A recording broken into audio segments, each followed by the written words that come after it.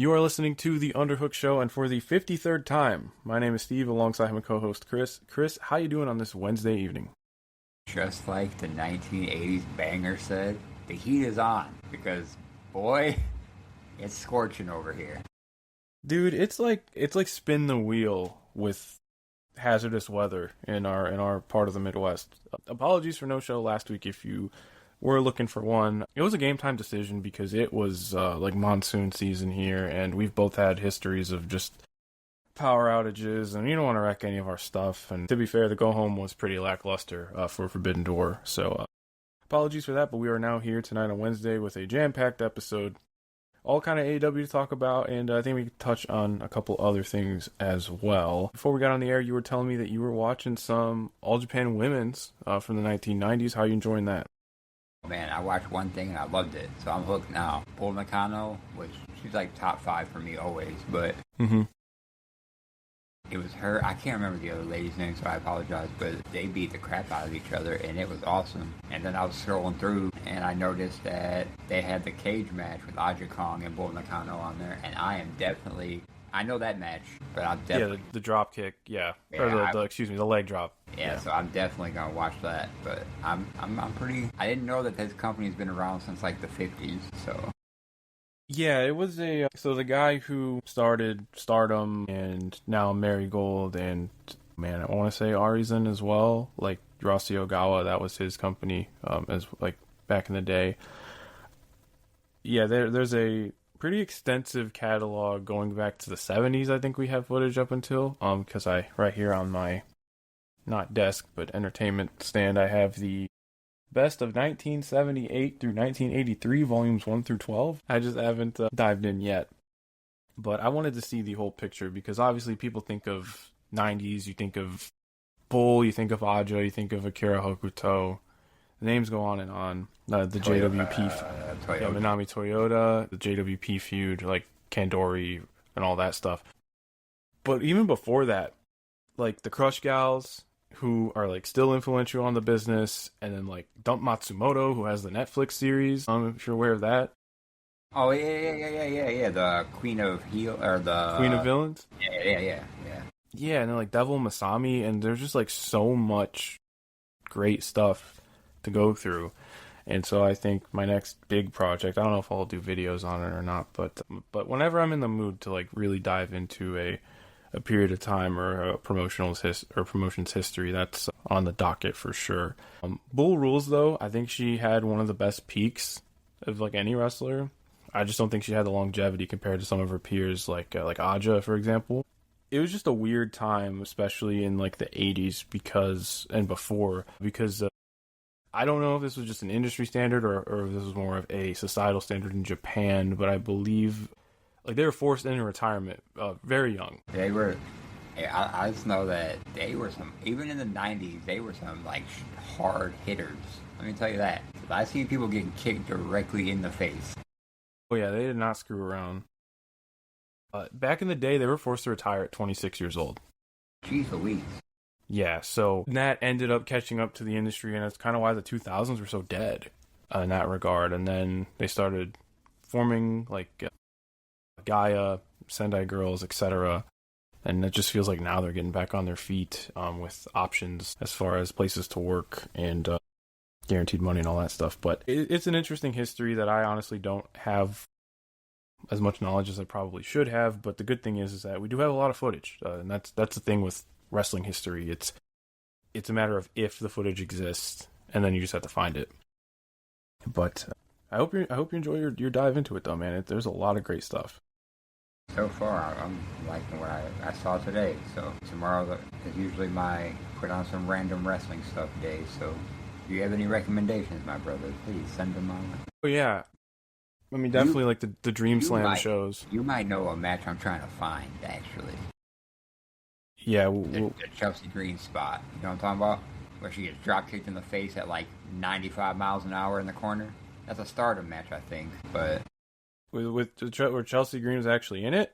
Yeah, she worked. Yeah, she worked in Stardom. So yeah, she's in it. She's the one taking the drop kick at like 95 miles an hour into the corner. Yeah, I just know that spot, but I've never seen that match in particular. But I was hoping you would maybe know what it is. Her run is like mid 2010, so we'll have to just flip through it a little bit. I might be able to hunt it down for you. I've been on like the same stuff. I'm in House Show Purgatory on 96 ECW. I had an insane piece of white boy history because the opening match was the Dirt Bike Kid versus Mikey Whipwreck wearing a do-rag, and just the visual of, because like somebody in full BMX get up against Mikey Whipwreck in the all-over print tee with a do-rag on. It's wild. And a friend of mine was pointing me out that Dirt Bike Kid did a tour in Japan, and the Great Sasuke like legitimately beat the shit out of him. Yeah. So back in Michinoku Pro. So yeah, learning all kind of stuff today on the show. But really strange show though, because it's like the second to last night of Too Cold Scorpio's run in the company before he goes to Flash Funk. So he has like a Joshi style retirement gauntlet where he wrestles like 9 people, and it's a weird one. But I'm about to get to the Doctors in the next night where Steve Williams does his one-off, and then Sabu RVD in the stretcher match. So I'm chipping away, getting into August here. Other than that, though, got a whole lot of AEW to talk about. But before we do, Sami Zayn's world champion, dude. Yeah, a little 7 years too late, but I'm happy. Yeah. I'm happy for the dog. Well deserved. Well, absolutely well deserved. Yeah. Like I said, though, should have did it when he was, he turned on Roman. Should have did it right then and there. But hey, I agree. It's cool. It's fine. I'm very happy for our dog. Transitional champ or not, it doesn't matter to me. I'm happy for him. Yeah, it's just a shame. Like, I never thought, I guess never say never, but I never thought they would actually, one, I didn't think they'd actually do it. Two, belting him up when, like, our interest is pretty low. Yeah, that's monkey's paw effect, right? And then they went a completely opposite way where I thought they were doing. So now I don't know what, you know what I'm saying? So he's defending the belt in Chicago. I know that. I haven't been watching though. So like, what's the is it like? Is it a rematch or is it Punk? Like, what's the deal? So from what I'm gathering, I think it's Punk. I think it's Punk when Punk comes back. But I'll watch Punk Sammy. I really, really, really enjoyed their TV match last year. So if they do a pay-per-view program, I'll go out of my way for that for sure. But in the meantime, until he's back, I don't really have much on WWE whatsoever. But we got a whole lot on AEW and some other promotions that were advertised, maybe not represented on the pay-per-view. If you want to get into the pay-per-view review, try saying that five times fast. We have Forbidden Door. Always start with the question. I probably shouldn't be asking it this time. Did you watch the pre-show? It was on. I did see the tag team match. I did watch that one in full, but the first 2 matches I missed. Yeah, this was a unintentional skip from me entirely. What did I have going on Sunday? I was really busy last week. And it just got to the point where the show was coming around, and I'm like, yeah, I'll just tune in at 7. And I didn't end up going back for it, despite the fact that I do really like Micah, and obviously we're big Daniel Garcia guys. I didn't get to those matches, though. Yeah, I heard it in the background, but I didn't it wasn't enough for me to actually want to pay attention for it. Like, I do like Daniel Garcia, but Jill Maloney I'm kind of cool with too, but I was just like, yeah, I think I was hanging with my kid at the time, getting him ready for bed, probably. Fair enough. Well, that being said, let's get to the pay-per-view. So it was WCMLL, New Japan Pro Wrestling, and Stardom present Forbidden Door 2026 from the SAP Center in San Jose, California, home of the Sharks. So pretty big building, all things considered. And this crowd was pretty good for the majority of the show, I would say. They were into it. Also to take into consideration that them starting on the West Coast, this show, main card started at 5 p.m. So a lot earlier compared to us and obviously any viewers on the East Coast. That'll play into effect when we get to later into the night, obviously. I can't wait until next pay-per-view when he starts at an hour early. Yeah, that's huge news. So the Redemption show will be kicking off 6 p.m. Central, and if they can keep it timely, I think we'll be in a really good place. Because the whole deal, pretty much since we've started doing this show, has been, there's things we really like on these pay-per-views, but they're going way too late, especially like when you got work the next day. And this being another Sunday show that went really late. Attest to that. But regardless of that, we can get into the material here.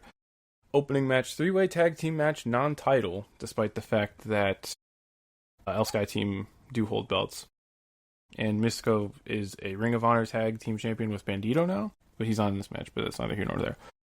El Sky Team, Mystico and Mascara Dorada against the Young Bucks against Unbound Company, which is the remnants of Bullet Club and LIJ that just kind of formed a faction at the beginning of the year. Represented by Shingo Takagi and Teton, which, if you've watched New Japan for a little bit, you might recognize them from LIJ. I feel like they tried accomplishing two things with this match, which is they've been giving the Young Bucks the opener on every pay-per-view this year except for Double or Nothing because they were in the Stadium Stampede. And I think they were trying to call back to New Japan shows of the past where the junior heavyweight tag team belts would go on first. And so they would try to do a fireworks show style match like this.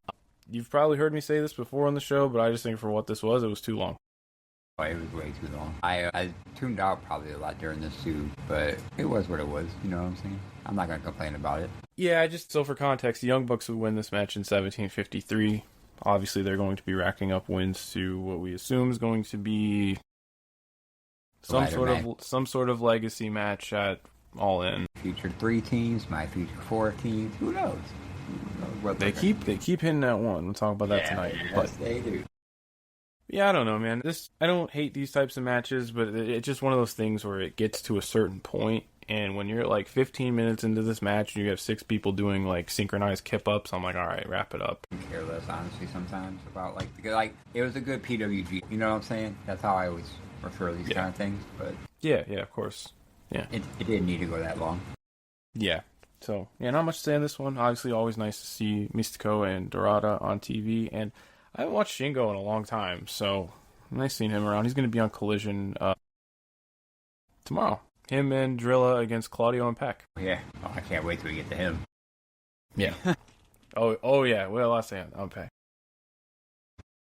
I was shocked to see Kenny Omega versus Zack Sabre Jr. on second. I figured this would be later into the night, but kind of how they structured the whole, I guess, triple main event, even though, there's no such thing. Guess it makes sense in this spot. Kenny Omega getting the big win over Zack in 26-25.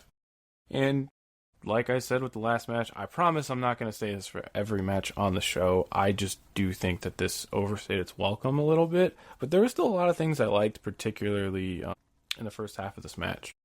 It didn't need to go 30 fucking minutes. That was my issue. Everything else good. Omega's on his legacy run here currently, because after we learned tonight, we'll get to that. But yeah, my only complaint is the match times on this show. All of them for me were a little rough, but yeah, everything was shooting. They were going for it, so to speak. But seeing this matchup on paper, I said probably we didn't get to do this last week. Last time we spoke, I talked about how Zack's kind of the ideal opponent for Kenny where he's at, and I was expecting more of a Zack match than a Kenny match. I think we got maybe more of a Kenny match than a Zack match.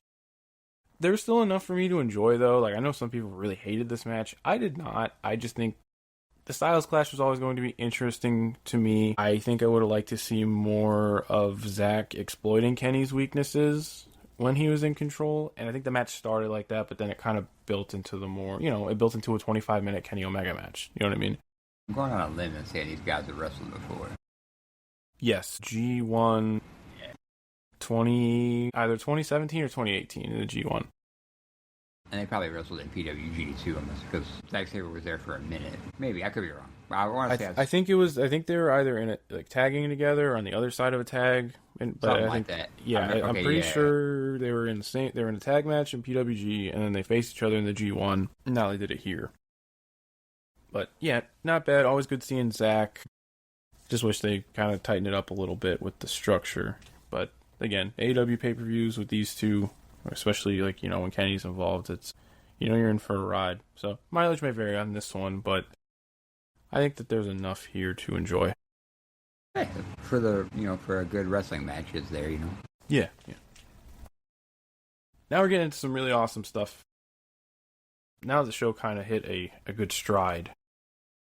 Beginning with a match of the night contender for me. I'm going to just say that mine might have come a little later into the night, though. But I've been pretty disappointed with a lot of the Big Moxley matches this year compared to how insane his run was in 2025. But this Bandito match felt like we're back. I love this match. This match fucking ruled, dude. This was insane. I love it. Exceeded my I don't even know what to expect in this match, but it exceeded it. You know, if that makes sense, because on paper I didn't know how this was gonna match up, but once I seen Bandito come out in the white, I said, oh yeah, he's gigging. Something that he hasn't really done all too much, because I mean that, you know, like, it's a no-no in Arena Mexico when he's there, and he hasn't really done it in AEW all that much, if at all. I saw a rumor that this was supposed to be Cal in this match, but he got injured, apparently, a shoulder injury. I don't know how true that was, but this is It's supposed to be Kyle O'Reilly? No, Cal New. I can't. Oh, Callum Newman. Oh, my bad. Callum, yeah. I misheard you. And then he got injured, I guess, in Japan. Probably, yeah. Then they probably want him to rest up for the G1, because odds are he's going pretty far with how New Japan views him. Obviously, he just came off of his first world title run. But hey, I'm glad we got this match instead, because compare and contrast. You know, not to, like I said, there still was a lot I enjoyed about Kenny versus Zach. When you see those two polar opposites stylistically, sometimes it becomes too much of an obstacle to where you're kind of shoehorned into a specific, you know, like I said, that match very much felt like a Kenny Omega match. So Zach's kind of fish out of water in a lot of those scenarios. You take something as drastic as a Moxley versus Bandito match, and it goes as well as it does. And I think just Moxley being that guiding hand, it just shows how fucking valuable he is, man. Like, this is the ace, dude. Absolutely. And it was kind of it just went off as well as it could have, I think. It was a great showcase of Bandito. Moxley just felt like that oppressive force that we loved him as for so long. And then obviously, yeah, like you said, you see Bandito in the big match whites. Fast way to my heart is ripping the mask and bleeding, and they did that. And then, like, Mox is covered in Bandito's blood, and it's just like visually it was stark, and then they're doing all that crazy shit like the fall away slam from the top. And Bandito, and again, this is maybe also to Moxley's credit, it felt like Bandito had a legitimate shot of winning this, and it was just the one misstep that ended up costing him. Moxley went for the choke, and Bandito said, okay, I gotta go electric chair style here. Ended up costing him the match. And I love when matches come down to those split decisions, because we see that in sports all the time. Sometimes you do gotta just throw up a shot, or, you know, ping a ball into the box. It's World Cup season. Sometimes it falls your way, sometimes it doesn't. For Bandito, he took the risk. It didn't work. I love when the sport goes into those places. And for somebody like Bandito, who's, you know, he's like the fireworks guy in AEW right now, to kind of put on a more nuanced approach to the finish, even though he's able to do all the cool shit in the meantime. Hell yeah, dude, this was awesome. I really, really enjoyed this match. Yeah, I loved it. This, and there's another match that kind of I fucked with heavy later on too. Yeah, I'll tell you what though, I didn't really know what to expect out of Shota Umino versus Pac, simply because, you know, I've not paid too much attention to Shota since Wrestle Kingdom last year. And he had like a 50-minute stinker with Zach in the Tokyo Dome. And it kind of built this stigma around him to where a lot of people were writing him off. Like, I wasn't going out of my way for his matches. But man, if this wasn't a referendum, because I thought Pac versus Shooter was like the sleeper hit on this show. Yeah, this actually surprised me, because I don't know anything about Shota. Like, I'm not that knowledgeable on New Japan, as we all know. But I know him from being from being Moxley's. Yeah, like his young boy, so to speak. Yeah. I couldn't like think of the word. I was gonna say under young his lion. wing. I was gonna say young lion, but yeah, he was like under his wing when Moxley. For those who don't know, when Moxley left WWE all the way back in 2019, and he debuts in New Japan. When you're in those environments, especially in like New Japan, it's not uncommon to see young lions at ringside, guiding the wrestlers to the ring, telling them which way to go, carrying their entrance gear, etc. So Mox took a liking to Umino, and they've carried that thread throughout. But he never took him into Death Riders, and that would obviously get explained to where Gabe Kidd essentially excommunicated him from association. So it turns into this match where one of the Death Riders stepped up to Shooter, who has their white belt, which is like their... Not only did one of the Death Riders stepped up, he had an alternate attire, rare chase variant. Yeah, stick a pin in that. The global title though, it's like their 1A title, so to speak, and they're emphasizing that they also defend it on like out of the country. So basically, their America shows. I do not remember Umino being this much of a powerhouse because he felt like a dominating physical presence. He was hitting harder than shit. And I could tell he got his weight up a little bit too. So I think maybe he just, after how disappointing the beginning of last year was, and he did like this shaved head gimmick and all this other shit, it really seems like he dialed in, and now I'm excited to see him next week. Yeah, that can be against Zach, no less. So, man, that's got my days off approved. Let's go. Hell yeah. Now, I messaged you immediately when I saw this pack attire. So we went singlet pack, but with shorts. My question to you is, was this a nod to Owen? I can see that. I didn't think about it then. Because it didn't look like collegiate. It wasn't like the Kurt Angle, because I know Kurt rocked his like longer, so to speak. Maybe. I was getting Owen Hart like vibes from this. I was just mad that it was a pay-per-view and he was wearing a singlet. I thought I paid for the abs. Yeah, straps come down behind the paywall. But it's alright. I liked it, but I like the chase variant sometimes. Yeah, chase variant pack. Yeah, this match kicked a whole ton of ass. Really hard hitting, doing a lot of cool stuff. We got an awesome bomb in this match as well. And like I said, Shota got his weight up, so like that looked just insane to see him border tossed out of the ring. Yeah, it was. Yeah, this match kicked ass too, though. Yeah, this was a designated ass kicker on the card. This was a total bomb fest front to back. I think they lost me with some of the near falls towards the end, but that's kind of the house style at this point. But for a match that I really didn't have any expectations towards, this blew me away. So fair play to them. I actually got randomly added too. Yeah, seemingly out of nowhere, but yeah, I definitely won going out of your way for it. Moving on to the AEW Women's Championship match. Little surprise here that Tekla once again defended. It was nice to see her win clean, though, because, I mean, she had that run of just, snaking her way to victories through interference and cheating and stuff like that. Defeating Starlight Kid from Stardom in 1842. What are your first impressions on SLK? Yeah, it was pretty. I need to see more. I think that's something like outside of this, but I didn't have no qualm with it. I thought it was pretty good. I just think I need to see more of her. Yeah, I would also say that this was very much more a Tekla match than a Starlight Kid match. Starlight Kid employs a lot of leg targeting. She still got to show off her high flying and her bumping. She's just really easy. She's really easy to get behind and cheer for. Oh, she had a sweet mask though. Yeah, the Sky Tiger mask. Shows how much I've been out of touch with Stardom. I do not remember doing that borderline head drop, like the Flosion. Yeah. The bump on the apron, ridiculous.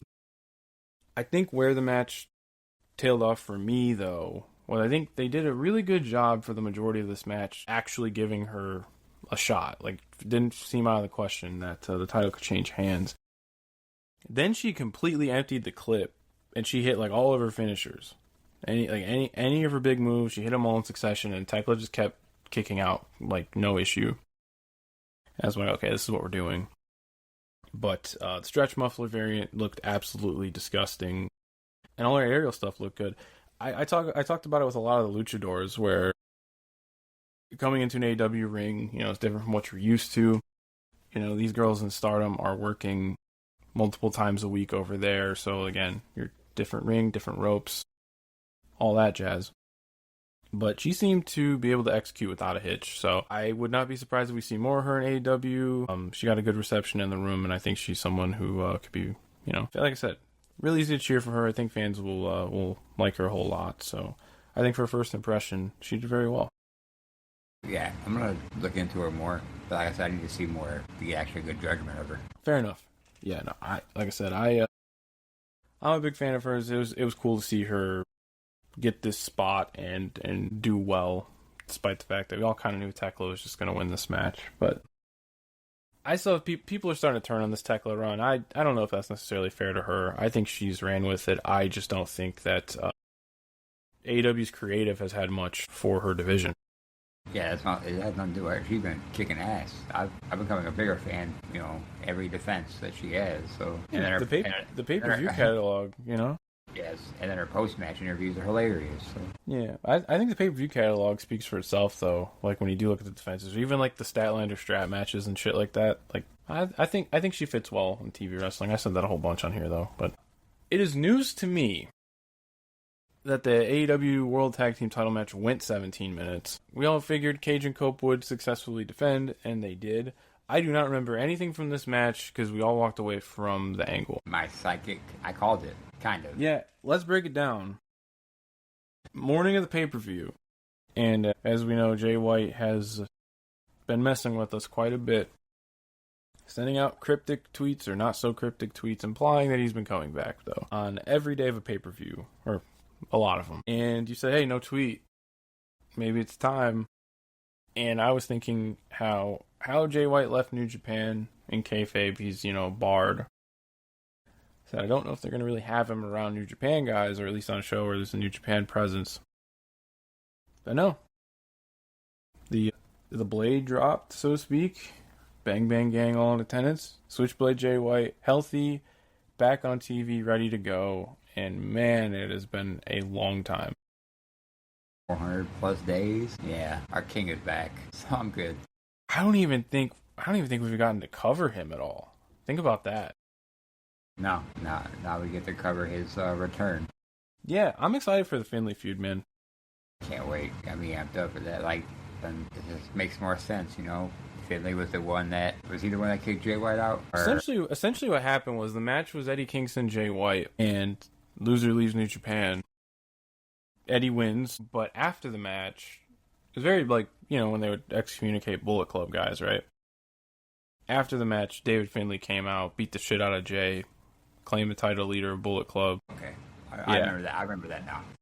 Yeah, so 3.5 years later, we're finally paying this off. So I just remember when Jay White was in the Bullet Club. I just picture saved. It was like an aerial shot. They were in Japan. They were just all of them in the line, but it was just Jay White leading the chart. It looked a badass picture. But yeah, I'm glad he's back. I'm so glad he's back. Yeah, me too. It's a good shot in the arm, and it'd be refreshing just to see him back. A lot of guys he hasn't worked with, so man, and that spot when he came out, I gave me legit goosebumps. And I texted you right away. I was like. You texted me first. You were like, you called it. I said, man. Good. Hey, you put it out in the universe and it came true. So good on you, Chris. Josh calls me Oracle sometimes because I just say some random stuff and it happens. Like in wrestling, I'm like, you watched this for long enough. Nostradamus, dude. Christodamus. Yeah. Well, yeah. Good to have him back. And then obviously we know the Finlay feud is the move. We'll talk about a little bit later. And we're not just dogging the match. It's just the Jay White coming back outshine anything that possibly happened in this match. I was mentally checked out during the match, I'll be real.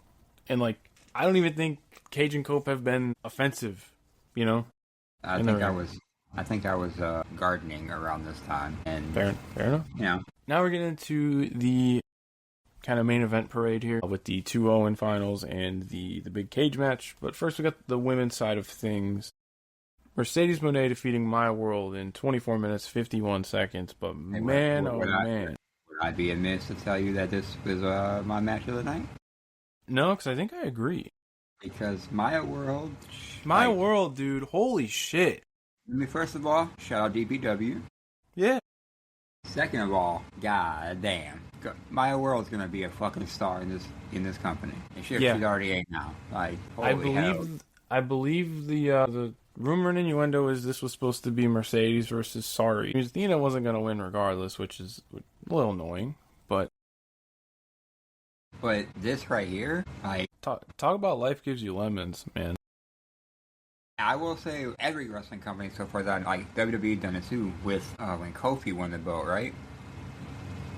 Because he got in it because Mustafa got hurt, and now look, boom, boom, boom, right? This right here, case in point, Maya World shocked the world, boom, came in, Life gives you lemons, you squeeze that motherfucker until lemonade come out, you know? Huh? Yeah, she was tremendous in this match. And obviously, when you have the guiding hand of big match Mercedes, things can happen, but I don't think this was a carry job.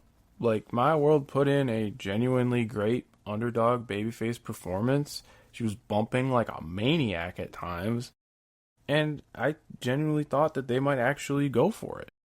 Yeah, I legit, there's a couple of times they got me where I Mm-hmm. thought they were going to do it. And I would have been mad if they did, to be honest. And this is one of those really cool things that we're old enough to see now. But someone posted a photo. It was like from 2020. Sasha Banks with the blue hair meeting a young Maya World. Now here we are.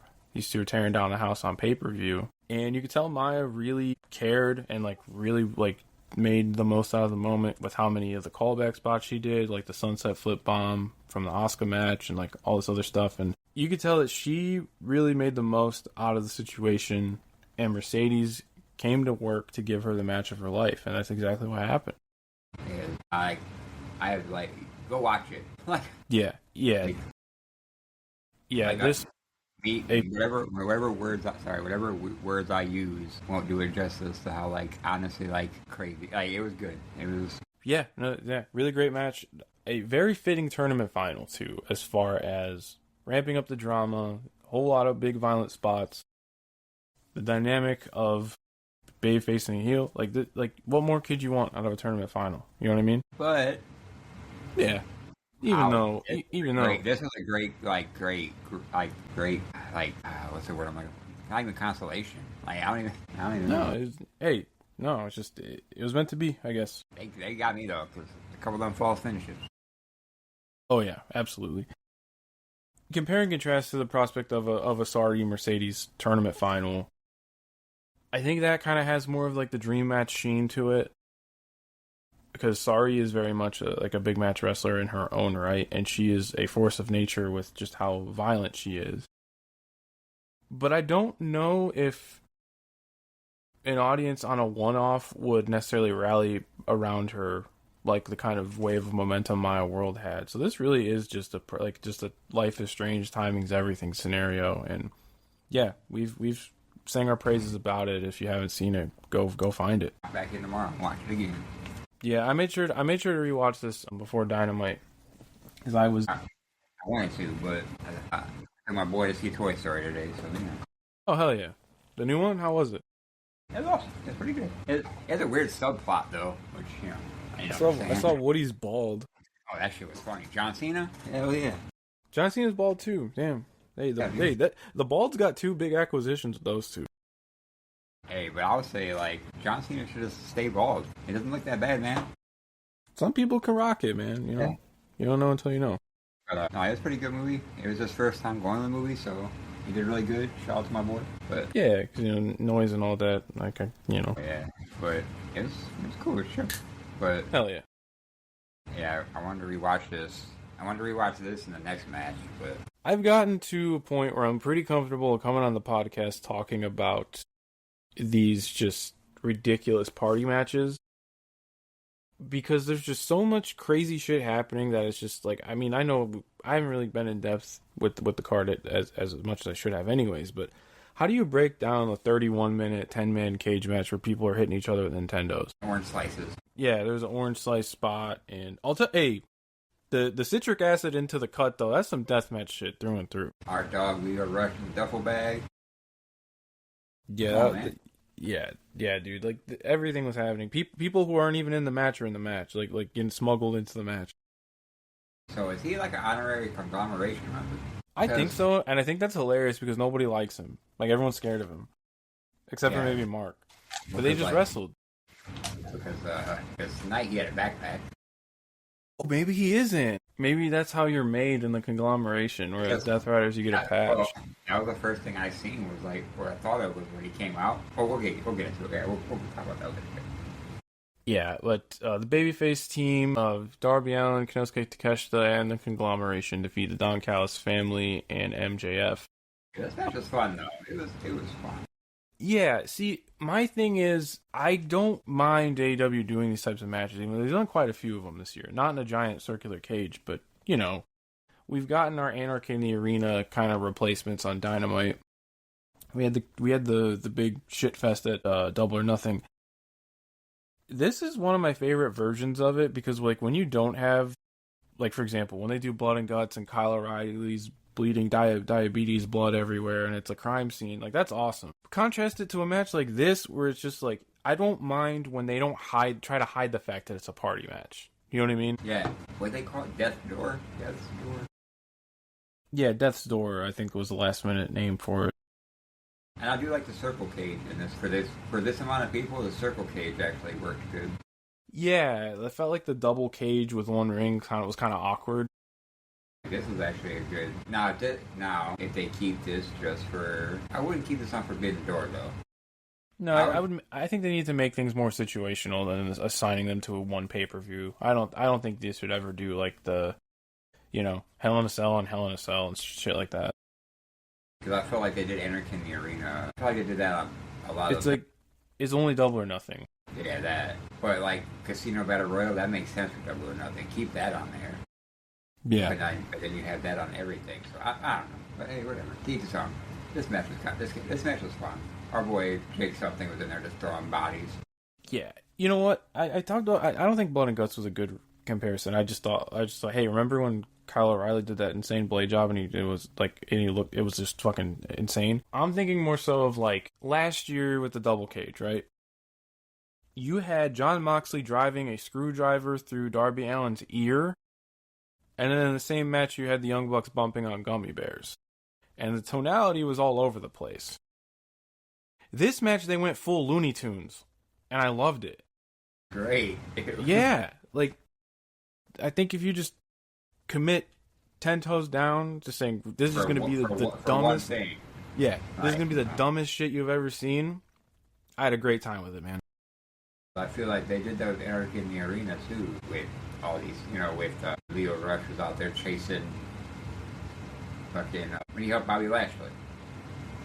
And he was chasing us like that. So it's like, they do like that. There they were trying to do both, where like you said, it was comedy and that serious. But this was awesome. This was awesome in a sense of like they were just goofy.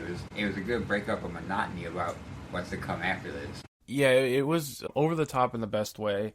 I mean, like I was telling my friends who they know what wrestling is, but they might not necessarily be tapped in. I'm like, yeah, like somebody brought a backpack full of explosives into the match. I was watching a highlight clip of it. Something underrated in this match compared to just the sheer insanity. Kyle blew into the Nintendo cartridge before swinging it, which was great for those who grew up with cartridge video game consoles. And then the sound that Darby's skateboard made when he hit Fletcher it sounded like a shotgun blast. Sure. And that's grip tape first, dude. I don't know how his back wasn't bleeding after that. Darby Allin taking that sweet face bump into the tax. Yeah, that felt great. How could I forget a man going face first in the thumbtacks? Man, I was like, when I seen that, I water for a second because his reaction to that. Oh, that wasn't supposed to happen. I don't think. Yeah, no. Yeah, that was a little scary. I'll tell you what though, the way Briscoe landed on him and they're in his shoulder, I've been having like crazy I don't know if I got a pinched nerve or just mad carpal tunnel from getting old and the weather being crazy, but I'm like, my shoulder's been hurting so bad. I'm like, you know what? Maybe I should take a back bump and a thumbtacks real quick, see how I feel. Hell. Yeah. No, I got the plastic spikes on the massage mat with the plastic spikes. That's enough for me. But yeah, hell of a time with this one. Allen trying to kill Kevin Knight. He's trying to kill everybody right now. It's awesome. I was like, yo, what's that bag of... I was like, oh, God. Like I said, full Looney Tunes with this match. It was awesome. Wile E. Coyote Acme. I mean... We're just waiting for Darby Allin to get shot out of a cannon at this point. The biggest takeaway was Andrade turning, though, so... Oh, yeah. That's a pretty significant thing that I didn't mention at all. Yeah, if you couldn't tell, I didn't take notes this week. Me, I didn't take notes on this. I didn't take notes on the Dynamite either, so this is you're getting the raw and uncut version of me, folks. We always get thrown out of whack with the off weeks and stuff, but we're just two dudes talking about a shared interest, so. We love this shit. So. Yeah, the shirt was great. He's out of the group now, correct? From he was beat down by... Yeah, well, he said he was out, anyway, he said he was out tonight, and then... Yeah, then we got the angle, yeah, okay. Yeah. We gotta talk about that because our dog. Oh yeah. But real quick, I just want to see where they go with Andrade because babyface now still in the title picture. I'm gonna say stick a pin in that for now. We'll talk about it when we get to Dynamite in a little bit. Yeah, there's just some questions I wanna field you. But main event time for Forbidden Door. Men's Own Heart Foundation 2026 Men's Tournament Final. Will Ospreay defeats Swerve Strickland in 35 minutes, 6 seconds. And it's easy to just look at the match length, and depending on how you feel about these two as wrestlers, because they are both pretty polarizing figures. If I may just give you my spin on things, this was a match cut in thirds, and I really liked the middle of it. Not so much how it began and how it ended. My complaint is the time. Yeah. You know what I'm saying? And the false, so many false finishes. So many. But, I mean, boys gonna ride for Will Ospreay, so. Yeah, and I mean, he fulfilled the prophecy. You know, we're going to Wembley in the big title match. I need to go back and watch this match, though, and dissect it a little bit more. I was tired when I watched it, so. Well, that's the thing. A 35-minute main event going on 11:15 on a Sunday is a bit much. And I know the resolution is to, just watch it the next day or whatever. But I did not. Yeah. I wanted to see what happened live, and I was already rocking. I was already there. So yeah, I'll talk about the good first. I don't think we've gotten a double juice match like this in AEW in a long time. Visually, this match looked badass. Visually, it was insane. Neither of them were even wearing white, and their gear was turning pink and purple from just the sheer amount. Will is not somebody you think as a blader, but anytime he's cut, it looks tremendous. Swerve did a little smoke and mirrors trick he's done before in the Hangman Texas Death Match, where I don't know how this doesn't just. Obviously he did cut deep, but I don't know the science behind all this. But basically, he runs water over his face, but it doesn't wash it out. It just makes it run more. So that's why it looked like he needs a transfusion. But yeah, Swerve's cut, and especially with how it was in puddles on the outside. Yeah, that and all the wild, dangerous shit they were doing in the middle of this match. I was like, oh, maybe, they have my attention. I'm into this. I'm down with this. But then how they did start the match, and it was I'm just still not buying that Ospreay's a different wrestler. Because this very much just felt like, these two were flying around the ring, and, Swerve's like, I'm not the same person I was. I'm like, no, this is a Swerve Will Ospreay match, and this was the third time we've seen this by now. Chapter 3, the same book. Yeah, and it's I just didn't wish they'd sell me that it was something different, Say, fucking Swerve doing the house call to Ospreay's neck. I mean, it was a visually badass look, but... Oh, yeah. The suspended stomp from the second rope, and it was a safe landing too, because I've seen some. Oh man, it was an All Japan Junior Heavyweight match last year. Musashi and Seiki Yoshioka, they did that same spot, but it was at a 65-degree angle, so to speak. So they made sure to take care of the injury, obviously. And getting into the end though, I was like, yeah, guys, come on. How many finishers are you going to kick out of? How many false finishers are you going to kick out of? I didn't even like the whole, we're going to kick Will's head into the direction of Moxley and then he's going to Hulk up. Because if that's your, no pun intended, if that's your kill shot, shouldn't it knock him down? I would say at least knock him to the ground and he can get back up. Yeah, instead it was they were definitely trying to go for cinema there, and for lack of better words, and yeah, they lost me with the finish, but I did like the buckshot hidden blade though. That looked wild. Yeah, that was wild, and you could tell. Man coming back too. So. He's been evoked on TV a lot, and I think Ospreay was thinking to what did him in last year. He was pulling from that. He was obviously pulling from his Death Rider influence, and then he pulled from his Tiger Driver, his fear of using the Tiger Driver, and that's kind of the full circle moment for him, because he did this with MJF as well, where it's he doesn't want to resort to it. But this wasn't more of a necessity. This was more of Moxley being like, you got to be the guy, and to do that, it shouldn't matter. So Ospreay won the day by more or less being the guy Swerve said he was. So from a narrative perspective, I can appreciate that. I always know that I've seen enough between these two where I know it's not going to be my favorite thing. I just wish they reeled it in a bit. I mean, I'm Mike, yo, it is Sunday. It is 11:30 at night. Let's wrap this shit up, B. Yeah, instead we got like 6 more false finishes for you. But I mean, you don't gotta hear me bitch about that. I've done that enough. I would say Unforbidden Door, must-see stuff. Moxley, Bandito, Mercedes World, the cage match, and as a sleeper hit, Shota versus Pac. Yeah, definitely that Maya World and Mercedes match. Anyone has some, and you want some goofy shit, that cage match, yeah. But that cage was a ton of fun. Yeah, I gotta go back, like, because, you know, I do my match thread and all that. I just stuck a big old plus on Mercedes Maya World, because I'm like, I don't even know where I have this in my, like, match of the year rankings, because I'm like, I gotta, like, actually sit there and be a bit more attentive, because I was just getting caught up in the energy again on second viewing. You know what I mean? Sick match. I just throw this whole event back on tomorrow and some background.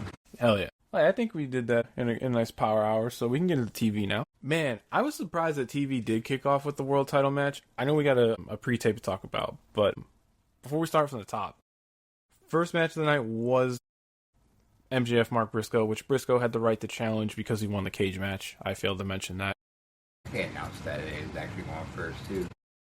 The reason why this surprised me is because AEW's, at least their PR, like, it's been very public that they're booking around these World Cup matches that are going on in the evening. And Team USA kicked off at 7. And those matches are usually around, 2 hours. So I really thought that they would save the finish of the title match until the soccer game was done. But no, they went head-to-head with it. So I'm not a TV guy. I don't know all the science behind all that shit, and I don't care about ratings or anything like that, but it was interesting that they lined up the title match with kickoff. You know what I mean? Or I did it on purpose. Yeah. It's I wouldn't have thought they would do that, but that's what they ended up doing. I want to say last week there was a big match last week, right? Like a big soccer match last week. I mean, other than the World, I know it's the World Cup, but I think there was a soccer game last week that was pretty big. Last Wednesday, who played last? I got the one football app. I'll see who's on the web. I could be wrong, but anyway, maybe it was Messi or something. Yeah, they stacked up Dynamite because they're going head to head with that. So I think that's why they stacked up Dynamite with all those matches last week that were lackluster at best. The late matches last week, Mexico was playing. So I host nation. Yeah, I saw like an article that said like the reason that all those matches took place last week was because they were stocking up to go head to head with the World Cup. I mean, good luck with that one, Yeah, I mean, I'm not even a football fan, and I'm watching some World Cup games. All right, so hey, I don't even know where I'm watching, but this got me hyped. Yeah, man, it's great because everything's in our time zone this time too, instead of at like 2 a.m. or whatever some years. But yeah, I mean, I'm a big football guy. I love this shit. I'm having a great time with it. Yeah, I just like the energy and all this stuff. Yeah, it's one of my favorites for sure. Kicking off Dynamite though, we got a pretty significant pre-tape here. No pun intended. Pretty significant pre-tape here where Ospreay is essentially a made man. I've been rewatching Sopranos with my brother, so I got that lingo in my mind, but Moxley gives him literally the seal of approval. He's a Death Rider if he chooses to be, which you saw he had it ironed onto his gear tonight. And now they're not even hiding it. The collision course is Ospreay Omega at Wembley, but Billy Boy is getting a little shitty here with Kenny. So what are your thoughts on that? What do you think what we're doing here? Care about Lance heel, you know what I'm saying? We'll get into it, but I'm a little confused as to what they're doing. Yeah. You know what I'm saying?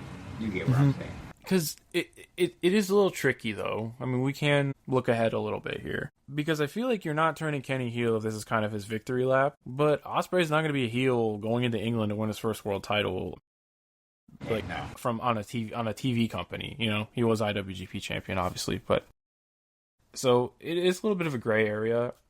I think, though, regardless of what they do, they could just sell it as Omega Ospreay for the last time for the big belt. Yeah, so we'll see where they go from there. Mark Briscoe versus Maxwell Jacob Friedman for the AEW World Championship to kick things off. And out of their 2 straight-up wrestling matches, not counting like the wild-ass tables and tacks from Toronto, I thought this was the better of their previous match on Dynamite.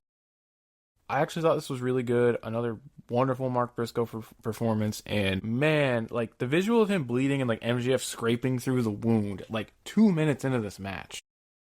Said fuck it. They said, Yeah. "Hey, Team USA, and they're playing. We gotta hurry up. We gotta start doing something." Yeah, they said, we'll show you red, white, and blue. Because, boy, Mark Briscoe, man, what more can I say about him? He was the driving force of this match, the perfect babyface to Max's heel, and you could tell that they just really wanted to start hot, go for it. Love the Cactus Jack tribute on the concrete, no less. Yeah, there was like another spot. I didn't take notes, but I can't remember now. He took a couple of nasty bumps, like the snapmare from the top to the apron looked gross. The snapmare on the hardest part of the ring was the part that made me just cringe. Anytime they do that, because I don't care how professional you are, that hurts.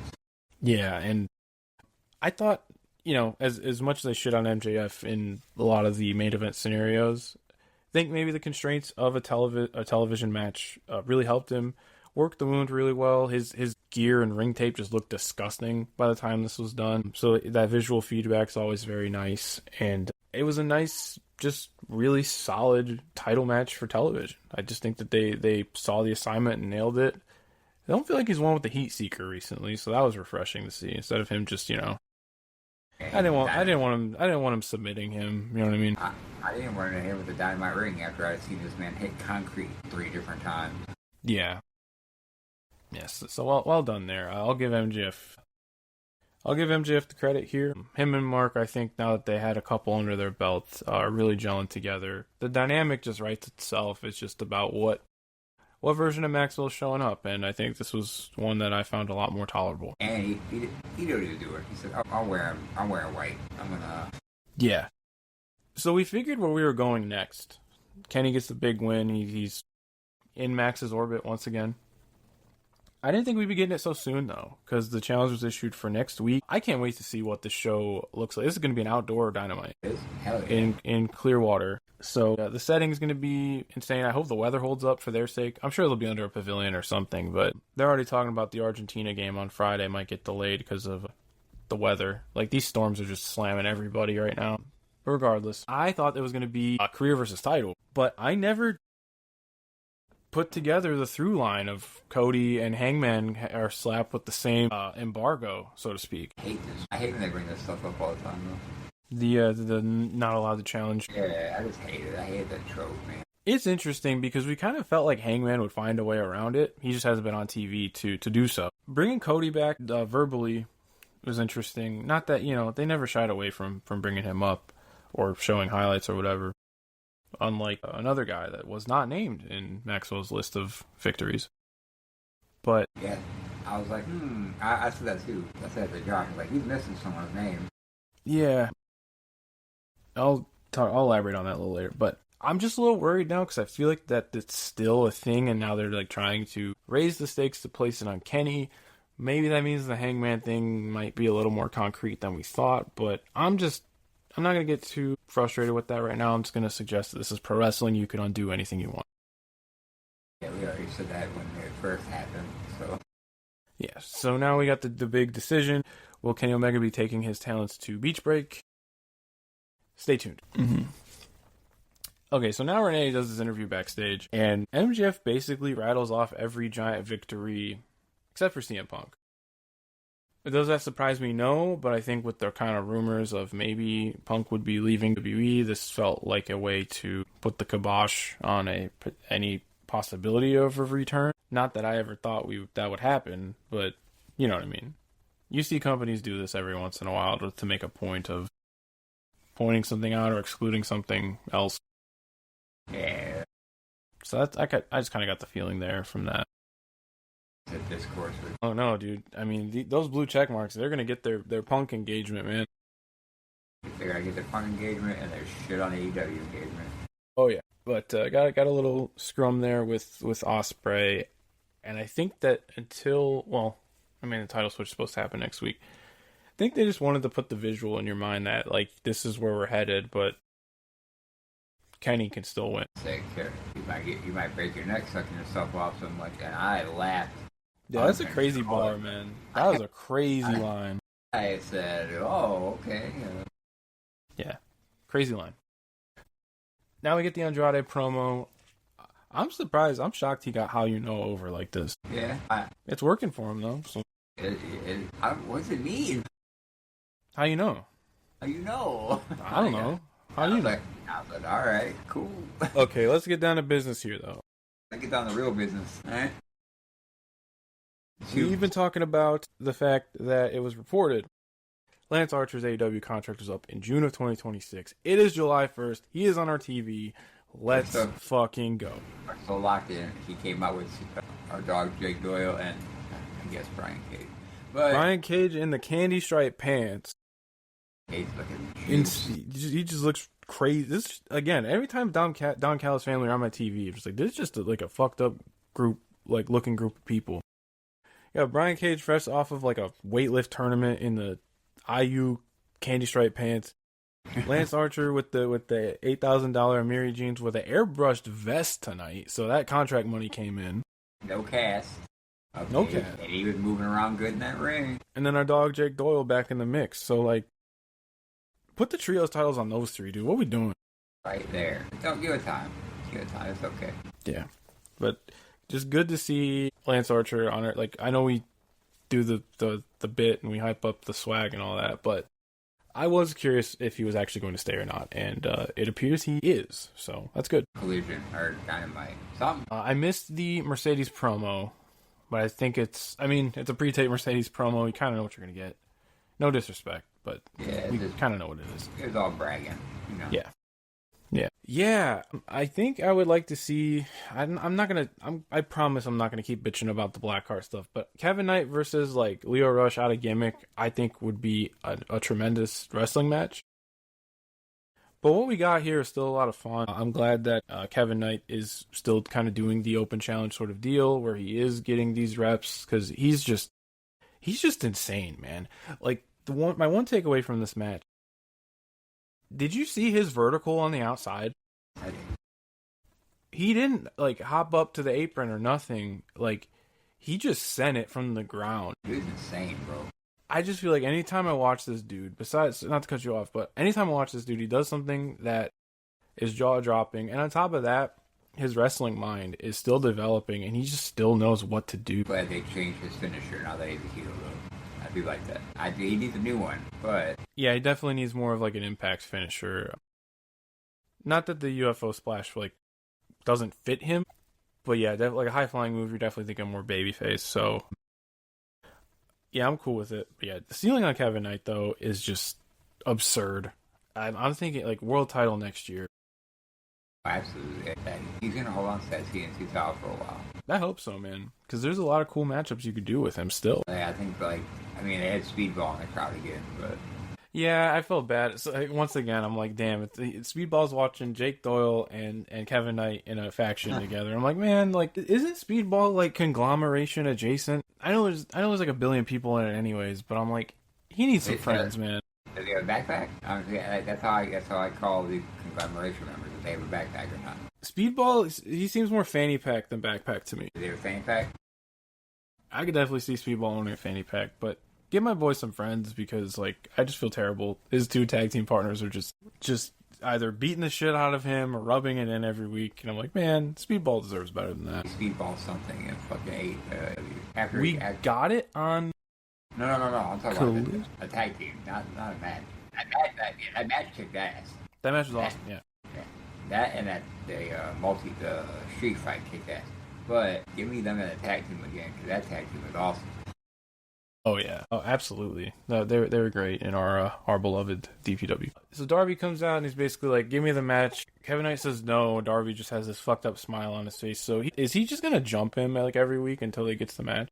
Yeah, gonna keep doing messed up shit to him until finally he gets his match. Thought it was important that Jake Doyle was still there for this because it feels like Darby and Jake Doyle have just been in the same orbit for a long time, and that's a match like we have to have. Salivating to this one, okay? Yeah, has to happen soon, man. I already know what's about to happen. Mm-hmm. Darby gonna bump for our boy. So. That's gonna be the match where he is shot out of a cannon. Shot with a gun. Yeah, I'm really looking forward to Darby Allin Kevin Knight when we do get it. And even though this match type has been pretty saturated in mainstream wrestling over the years, I think Darby Allin Kevin Knight in a ladder match would be insane. It's now the question if they do it. I mean, there's two people that would probably be the best for it right now. But Yeah. would you do that though when you're gonna probably do a ladder match at the pay per view? They do like a ladder match at Wembley, don't they? Oh yeah, with the tag belts. Yeah. Yeah, maybe not. Maybe not. They could do something with a stip though, for sure. Yeah, they do a stip. I don't know if they would do back to back ladder matches. No, especially like when WWE is gonna be running Money in the Bank as well. Damn. Well, maybe next year. That being said, Ciampa Jericho stuff I'm checked out on. I'll be real. Yeah, I mean, like I said, Jericho hasn't necessarily been the worst, despite that one promo that like absolutely derailed the entire episode of Dynamite on their time cuts. But yeah, I just want Ciampa like to move on. Yeah, we're finally getting the match, so hopefully it ends. Yeah, and I feel like when they're gonna do this special in the in the unique venue going against World Cup, they're gonna want Jericho on there because, I mean, I guess people still, like I said, I guess people will still see Chris Jericho and tune in. So maybe that's I'm just trying to rationalize the thought process here. So even if we would do something different, So I was like, I always think about that too. Like when it's big events like that, he's gonna be on there because he's a household. Like people know his name. So yeah. What's the prize he took Forbidden Door off? But maybe that's just where we're at now. Anyways, Renee tries to get the decision out of Kenny in the locker room. The Young Bucks had the New Day rip on once again. Like they're just telegraphing it at this point. just waiting. So my question to you is, we know it's going to be Cage and Cope in the Bucks, and for the longest time we just assumed FTR are going to be doing that. FTR announced that they're going to be finishing up their indie dates and are taking a break. Do you think the New Day take that spot? I mean, that's probably my guess. In all honesty, Yeah. because you're gonna have another third. You're gonna have a third team in there. You're not gonna just do Cope. I mean, you could if you wanted to, but you're gonna have a third team. Yeah, just to harken back to the matches Edge and Christian basically like their breakout performances in. So I'm excited for it though. As much as we talk about the Cage and Cope stuff, I'm just excited to get the New Day back into wrestling. I still think that they have a little bit to offer. Kofi, especially in the last couple of years, has done really, really good under the radar work on television. And my argument to everybody, I feel like a lot of AEW fans are hesitant to see WWE guys come in at this stage of the game. But look at Ciampa, for example, this year. Look at the Hurt Syndicate. You know what I mean? Like, I would just let it play out. Xavier Woods. Yeah. I mean, I love them both. I can't wait to see him back in action. Then we just get into this. Man, the Swirl got sent to Super Hell by Jon Moxley and Will Ospreay. Holy. I was taken for a spin because I just forgot that the Swirl are managed by Jay Lethal. So I'm like, who is this? Me too. Who is this bald man outside? Yeah. I said, oh shit, it's the Swirl. Hey, is that Jay Lethal? Yeah, it sure was. Fun fact, do you know who else is with them? Who's that? Matt Sydal. Well, I don't know if he's with them, but he showed back up on Collision. Good. So Dude, he's been away for a long time, it feels like. Yeah, so he walked past, I think it wasn't even them. I'm so sorry. It was Christopher Daniels' team. Holy shit. Skyflight. Them. That makes a lot of sense, actually. I could do Christopher Daniels and Jay Lethal somehow. Anyway. Two balds. It was that team. And yeah, so Matt Sydal's back. Good. I've missed him. And he's done good stuff. I mean, like, this decade, he's done a lot of good stuff. Shit, he was even in the Death Riders versus CMLL tag from 2024. That was amazing. He filled in for... I remember. Yeah, he filled in for Yuta.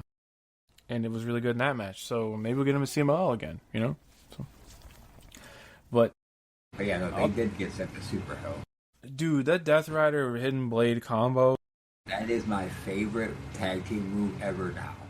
They nailed that shit, dude. It looked insane. Timing on that was nasty. Yeah, it was great. I will say they gave this match more time than I thought they were. They shouldn't have, but yeah, they let the heels kind of have their moment and then come crashing back down to earth. That stop assisted Death Valley driver was badass. Probably the coolest thing outside of the finish, though. How about Marina giving Jay Lethal an exploder on the outside? Man, I was nervous because he was a little. I thought he didn't tuck his head in time or something. I was like, oh, but no, he was fine. Marina continues to be the coolest, and I'm really looking forward to watching her wrestle Hazuki. Yeah. Cage and Cope interviewed backstage. Oh wait, I want the Death Rider hoodies. yeah, I'm glad I got the long sleeve when I did. I got to see if they up their merch game, because as recent as a couple of months ago, you could only get like white tees with the logo real small on like the hem on the bottom, I think they sell the hoodie that they had on. like the Against the World one. Yeah, I might just get that too. I fuck with the Death Riders. So right. Do you remember this Christian Cage Jay White issue? No. I do not. I have no recollection of it happening. Because like a Christian Cage Jay White feud on paper sounds very much up my alley. I do not remember them having a dispute, and I don't know, like, I don't remember him and Edge being friends. So this whole thing and the tag on Collision, very strange. But I'm just, like I said, this is all pretty much stopgap stuff until the big match at Wembley. Yeah, my brain. Did anything happen? Jay White's been gone for so long. There ain't nothing That's what I mean. Like, Not unlike Christian, though, to hold a grudge like that, but still, like, they gotta at least throw us like a package or something to remind us. Maybe they'll fill us in later. Yeah. Anyways, we got Jay White's promo, and man, it was good to hear him talk his shit again. This is awesome. I don't know what the Guns were having fun. Bang Bang Gang were having, or the Bang Bang Gang in general were having fun. It seemed like they got the hand motion down in the moment, and they just ran with it.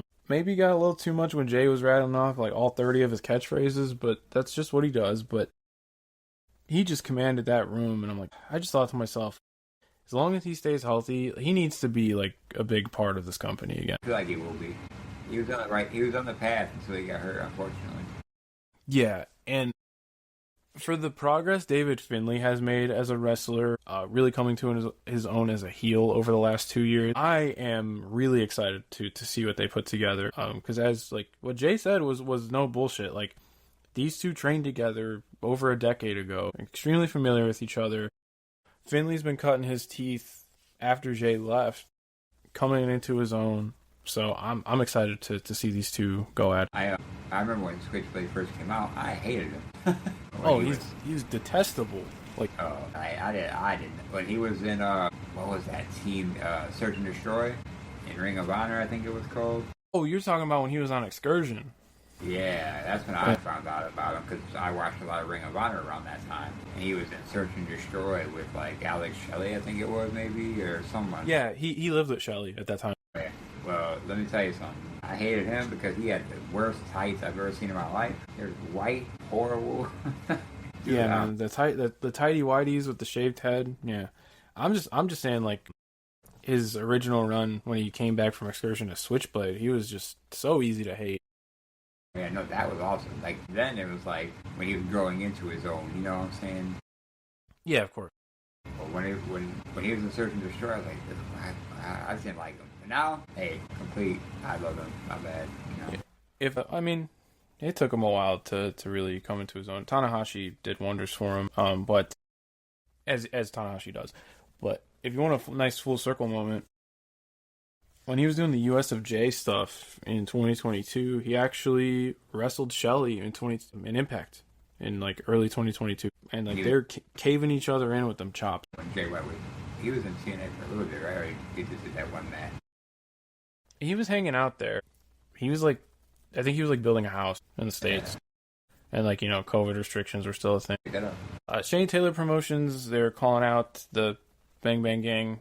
They really tried to dovetail everything where it was like, you saw Cage and Cope, you saw Jay White, you saw Shane Taylor. Now they're on a match tomorrow or tonight if you're listening on Thursday. Shout out Lee Moriarty rocking the Buccos cap. Seeing the Pittsburgh representation on TV is always nice. But then we get to our main event, which I can appreciate them trying to do survival of the fittest, but I feel like a lot of this washed over me. Yeah, no. Let me tell you something. Once my queen got eliminated, all right. Yeah, this really felt like a missed opportunity, man. Like, I get that they were trying to blow off the sheet of stat stuff, which like was on and off, but Queen Aminata was right there. And even then, like, even if you wanted to just fuck it, pull the trigger, give it to Harley. Or even Yeah, Persephone on the dual contract. Obviously, Micah's just here for a cup of coffee. It was nice to see her though. I mean, like, I was a big Micah guy on her path to the red belt. I know since a lot of Stardom fans maybe turned on her, though I also think that has to do with them losing a chunk of their roster and creative, making her like a little less exciting. But Micah's a good powerhouse. I thought she fit in well with the likes of Statlander and Aminata and Persephone, especially. I think they said she's part of the package. Like they're loaning AEW a couple of girls from Stardom, and I think people will really take a liking to these wrestlers. Like there's as long as they're showcased, right? yeah, and I think Micah's way different from somebody like Starlight Kid or in the past like Azumi, where Azumi and Starlight Kid are a lot smaller, a lot faster. Where Micah's a total bruiser. She kicks a ton of ass, and I'm excited to see more of her on my television. I like what I've seen here. Now I've got to see some more singles matches, I think. Yeah, her and Stat, like especially, I kind of figured those two would click right away, but her and Stat were throwing bombs. It was really good, and I want to see them give Persephone more. I just also know that they have to play around her schedule with CMLL and stuff like that. I think just coming out of this, I was left a little cold because we've seen Shida with the TBS belt before. We've seen Shida with the world title before. Then you have the potential of a Persephone or somebody who feels right on the cusp, like Queen Aminata, and didn't go with her. However, she does have a lot of history with Tekla. We are doing Casino Gauntlet next week, and Tekla needs another challenger. We're back to where we started. So, put the Queen in the Casino Gauntlet. This fuck is huge. Yeah. I think Queen needs a pay-per-view match. This is the time to do it. I know it's like a kind of a filler defense because it's going to be Tekla Monet, but dude, give us Tekla and Queen on pay-per-view and it will go hard. Yeah, because I mean, we've had this conversation how many times here? They just have a babyface issue on this roster. The only other thing I could see happening, but I wouldn't do this because of the timing, they're already doing return vignettes for Willow, but I don't think you put the belt on Willow just for her to lose it. I think you have Mercedes win the world title and then you do Mercedes Willow for the big belt down the line. Or you do Willow, have her come back. This is a hypothetical. Beats Tekla, then you still have Mercedes beat, and then you would. Yeah. It would make more sense for Mercedes to beat Willow though, because she didn't just she can't beat Willow, right? Willow beat her for the belt.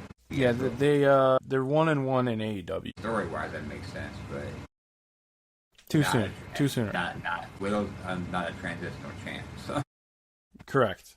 So begs the question. That's why I'm very curious about the women's Casino Gauntlet next week. Just because it is all over the board who they could win if they bring in a guest for a one-off, but we'll see. We got announced for next week. We have that. We have Kenny Omega versus MJF for all the marbles, and Chris Jericho versus Tommaso Ciampa. I'm sure after Collision we will have the full lineup announced, or as AEW likes to do, late editions before Showtime.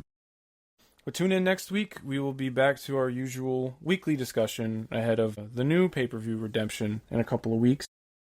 But other than that, Chris, do you have anything else? Well, for Steve and for Chris, I hope you all have a great holiday weekend, and just please stay safe with the inclement weather that is forecasted. And we will talk to you again next week. peace.